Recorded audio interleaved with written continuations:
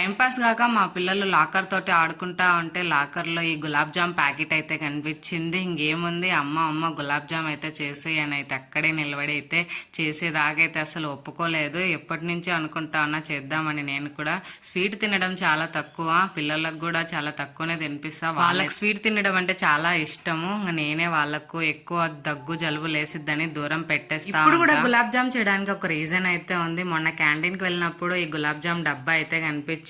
ఎలా ఉంటాయని ఒకసారి అయితే టేస్ట్ చేద్దామని అయితే ఒక డబ్బా అయితే తీసుకున్నా. 1 డబ్బా వచ్చేసి 150 రూపీస్ దాకా అయితే పడింది క్యాంటీన్ లో. బయట అయితే ఇంకా ఎక్కువ పడింది.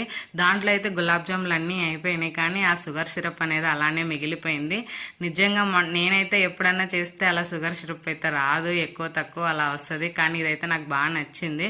అందుకే నేను కొంచెం చేసి దాంట్లో ఈ షుగర్ సిరప్ కలిపేసి మిగిలిన గులాబ్ జామ్స్ అన్ని దాంట్లో అయితే వేసిన. టేస్ట్ అయితే చాలా బాగా వచ్చింది. మిగిలిన చక్కెర పాకం చాలా బాగా ఉపయోగపడింది.